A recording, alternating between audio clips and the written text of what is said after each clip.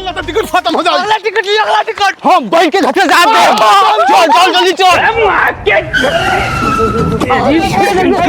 जल्दी जल्दी टिकट कटा क्या कि हमरा आगे जाके मैं घाघरा देखे तब ना रात में चोली खोलूंगा दुनिया के। हाँ भाई यहाँ खोल दिया। जय जवान जय किसान। अरे साला तुम लोग पागल है क्या? Happy new year happy new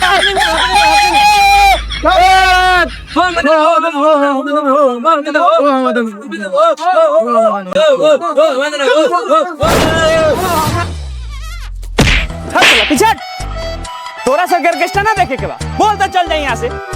ना ना राजा काट के जा। इतना खिसी आई तो नाच कैसे देखा? कौन है रे? तनका हट तो सामने से।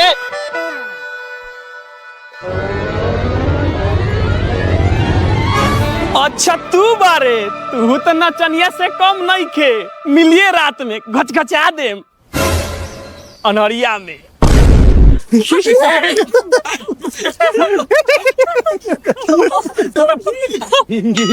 ए तो तू हंसत काहे बारे? हमरे पास शेषनाग बा, कह तो खोल के दिखा दी।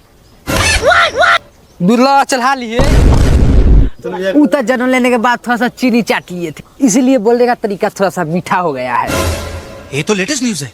हाँ ये बहुत अच्छा क्या लड़का बा। ना जा बहुत अच्छा लड़का बा। एकरा से अजुराई ले तो बुझ ले कि बोका के कार में मुंह लगाई ले टिकट के मौका गवाई ले। हाँ रे हाँ ये ठीक कहता ना। ये अपने कटवाई ना हमरा से कटवावे दी। चल चल कटवा। अरे चल।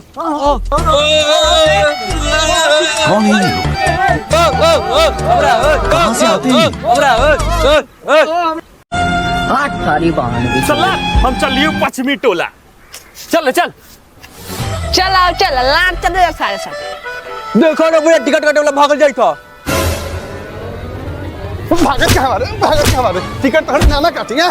चल बैठ टिकट का चुपचाप।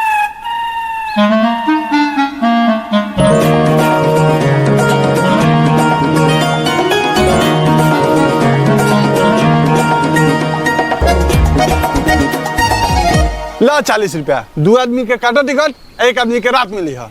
ऐसा ना होई। पूरा पैसा देव तक काटब ना तो ना काटब। हाँ तो ना काटबा तो मारा में झापट कि चल जाओ लार चाटो।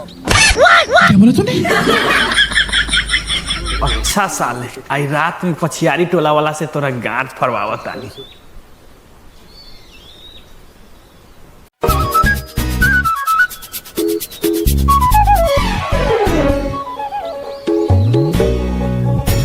चलो मास्टर हो गई। अरे बाबू एगो हमरो टिकट काटना दे, नाच देखे के बा। अब ये कौन है बे?